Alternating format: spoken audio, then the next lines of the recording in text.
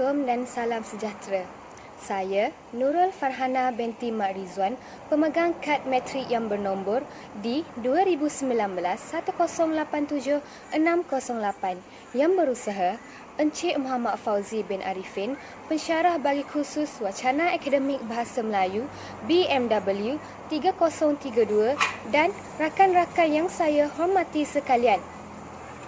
Tajuk pengucapan awam saya pada pagi ini ialah cabaran memartabatkan bahasa Melayu di kalangan masyarakat Malaysia. Bahasa Melayu merupakan bahasa ibunda bagi rakyat negara Malaysia. Oleh itu, pentingnya peranan daripada pelbagai pihak yang bertanggungjawab untuk memartabatkan penggunaan bahasa Melayu dan meletakkan bahasa Melayu pada kedudukan yang tinggi serta berusaha untuk menghadapi dan membendung pelbagai cabaran yang mengganggu rakyat Malaysia untuk menggunakan bahasa Melayu. Di sini, saya nyatakan 4 cabaran yang menjadi cabaran dalam memartabatkan bahasa Melayu. Yang pertama, pencemaran bahasa rojak dalam penggunaan bahasa Melayu.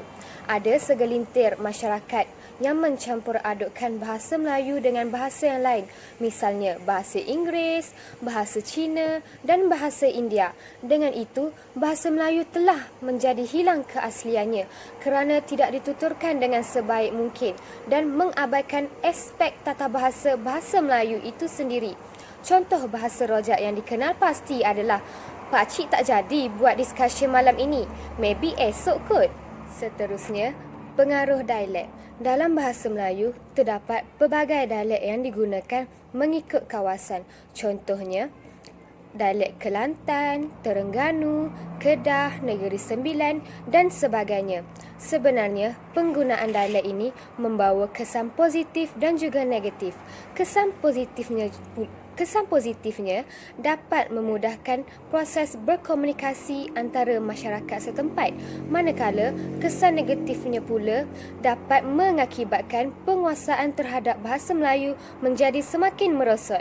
Selain itu, pengaruh teknologi maklumat. Seperti kita sedia maklum, pengaruh teknologi maklumat yang paling dominan ialah bahasa Inggeris. Kita seharusnya tidak boleh leka dengan kerancakan teknologi maklumat kerana ianya turut memberikan impak negatif kepada kita dalam menjiwai bahasa Melayu dengan sepenuh hati. Cabaran terakhir dalam memartabatkan bahasa Melayu ialah persepsi masyarakat terhadap bahasa Melayu. Hal ini berlaku dalam kalangan pelbagai umur mengikut kepentingan masing-masing. Contohnya, golongan remaja.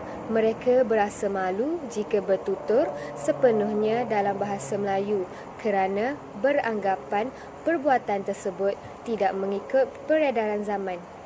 Bagi golongan dewasa pula, terutamanya yang menjalankan urusan perniagaan, mereka merasakan penggunaan bahasa Melayu akan mengakibatkan perniagaan mereka tidak untung kerana sasaran mereka adalah rakyat negara luar.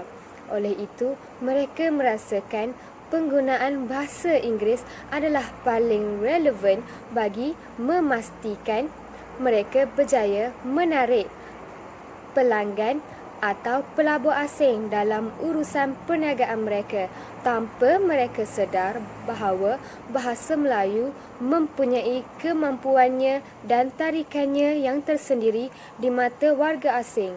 Baiklah, di sini terdapat satu soalan yang telah diajukan oleh salah seorang rakan kita. Soalan tersebut berbunyi, mengapa kita tidak boleh menggunakan bahasa rojak semasa menuturkan bahasa Melayu? Okey, bagi menjawab soalan tersebut, penggunaan bahasa rojak dapat mencemarkan keaslian bahasa Melayu dan perbuatan tersebut tidak melambangkan identiti kita sebagai rakyat Malaysia. Sekian, terima kasih. Saya kira pengucapan saya ini telah sampai ke penghujungnya. Oleh itu, izinkan saya membuat kesimpulan bahawa cabaran-cabaran yang telah dinyatakan pasti dapat dibendung jika kita mulai menghargai bahasa Melayu dan menyedari bahawa kita amat beruntung kerana dapat menuturkan bahasa Melayu yang penuh dengan keindahan ini. Sekian, terima kasih.